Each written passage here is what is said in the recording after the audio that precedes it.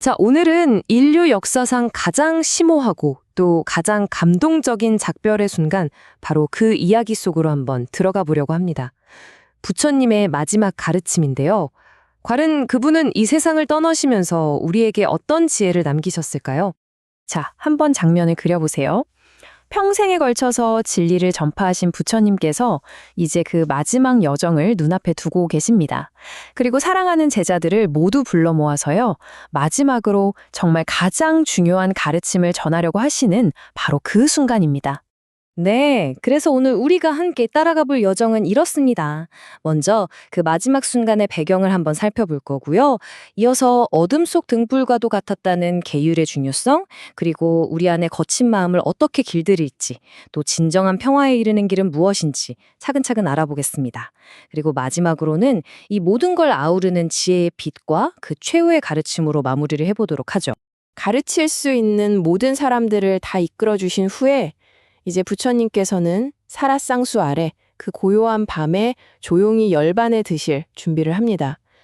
제자들은 슬픔에 잠겨 있지만 바로 그 속에서 그분의 마지막 가르침이 시작되는 아주 엄숙한 순간이 찾아온 거죠.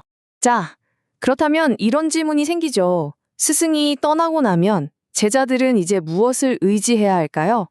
부처님께서는 바로 그 답을 미래를 위한 첫 번째 핵심 가르침으로 제시하십니다. 부처님께서 제자들에게 정말 놀라운 말씀을 하세요. 바로 파라제목차, 그러니까 계율을 존중하라는 겁니다. 이게 무슨 뜻이냐면, 내가 이제 떠나고 없으면 바로 이 명확한 지침들이 너희들의 새로운 스승이 될 거다, 이 말씀이셨어요. 이건 정말 엄청난 전환이죠. 한 사람의 개인적인 권위가 아니라 영원히 변치 않는 원칙을 따르라는 거니까요. 이 비유 정말 강력하지 않나요?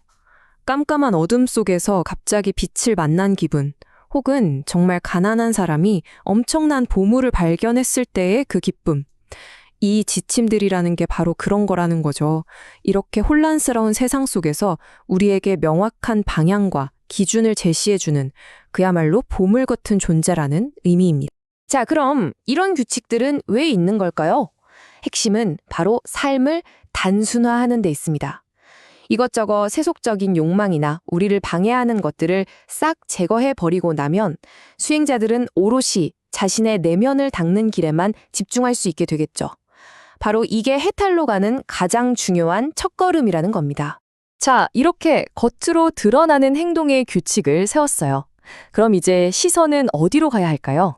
당연히 우리 안, 바로 내면으로 향하게 됩니다. 부처님께서는 진짜 싸움은 다른 데 있는 게 아니라 바로 우리 마음속에서 일어난다고 가르치셨습니다. 우리를 세상과 연결해주는 창문이 바로 오감, 즉 5가지 감각이잖아요. 그런데 부처님께서는 바로 이 감각들을 제대로 통제하지 않으면 이게 우리를 욕망이라는 깊은 늪으로 끌어들일 수 있다고 경고하십니다. 그러니까 아름다운 걸 보고 좋은 소리를 듣고 맛있는 걸 먹는 그 즐거움이 어느 순간 괴로움의 씨앗이 될 수도 있다는 거죠. 이 목동 비유는 정말 절묘하지 않나요? 여기서 중요한 건 감각을 힘으로 억제로 억누르는 게 아니라는 거예요. 마치 목동이 소중한 남의 밭을 망치지 않도록 소를 잘 지켜보듯이 지혜롭게, 그리고 끊임없이 우리 감각을 경계해야 한다는 걸 보여줍니다. 강압이 아니라 부드러운 인내심, 이게 바로 핵심입니다. 아니, 근데 5가지 감각을 다스리는 것도 이렇게나 어려운데, 그럼 그 감각들의 진짜 주인인 마음은 어떨까요? 부처님께서는 바로 이 마음이야말로 감각과는 비교도 안 될 만큼 훨씬 더 큰 도전이라고 설명하십니다. 이 경고의 강도를 한번 보세요. 독사, 사나운 짐승, 심지어는 통제불능에 미친 코끼리보다도 더 무서운 게 있다. 그게 바로 길들여지지 않은 우리 자신의 마음이라는 겁니다. 정말 충격적이죠? 진짜 위험은 저 바깥에 있는 게 아니라 우리 내면의 이 혼돈이야말로 가장 큰 위협이라는 아주 강력한 메시지입니다. 자, 그럼 이렇게 거친 마음의 폭풍 속에서 대체 어떻게 평화를 찾을 수 있을까요? 다행히 부처님께서는 평온한 삶으로 가는 아주 구체적인 4가지 열쇠를 우리에게 알려주십니다. 부처님께서는 이 2가지를 아주 극명하게 대조해서 보여주세요. 진짜 부자라는 게 뭘까 다시 생각하게 만들죠. 끊임없이 더 많이 가지려고 발버둥치는 고통, 그리고 반대로 더 적게 원함으로써 얻게 되는 자유. 이 가르침은 2500년이 지났는데도 지금 우리에게 너무나도 정확하게 들어맞는 얘기 같습니다. 자, 다음으로 부처님께서 지목하신 건 바로 분노입니다. 이 분노는요, 우리가 평생 애써 쌓아온 모든 선행과 좋은 평판을 담 한순간에 잿더미로 만들어버리는 그야말로 맹렬한 불길과 같다고 하셨어요. 우리의 영적인 성장을 훔쳐가는 가장 위험한 도둑이니까 다른 무엇보다도 이 분노를 경계하라고 강력하게 말씀하십니다. 그리고 마지막 열쇠는 바로 꾸준함의 힘, 정진입니다. 여기 이 비유를 보세요. 해탈이라는 게 어느 날 갑자기 찾아오는 거대한 깨달음, 이런 게 아니라는 거예요. 마치 작은 물줄기가 정말 끊임없이 흘러서 마침내 단단한 돌을 뚫어버리는 것과 같다는 거죠. 포기하지 않는 그 끈기 있는 노력이 결국에는 기적을 만들어낸다는 뜻입니다. 자, 보세요. 계율로 기초를 단단히 다졌죠. 그리고 마음을 다스려서 평화를 얻었어요. 그럼 이제 이 모든 것을 완성시킬 궁극의 도구를 사용할 준비가 된 겁니다. 그게 뭐냐? 바로 모든 것을 꿰뚫어보는 힘, 지혜입니다. 부처님께서는 이 지혜의 힘을 설명하기 위해 정말 강력한 3가지 비유를 드십니다. 지혜는 고통의 바다를 건너게 해주는 튼튼한 배, 무지라는 어둠을 밝혀주는 등불, 그리고 번뇌라는 나무를 베어버리는 날카로운 도끼. 그러니까 지혜라는 건 그냥 머릿속에 쌓아두는 지식이 아니에요. 우리를 진짜 자유로 이끌어주는 아주 능동적인 힘이라는 거죠.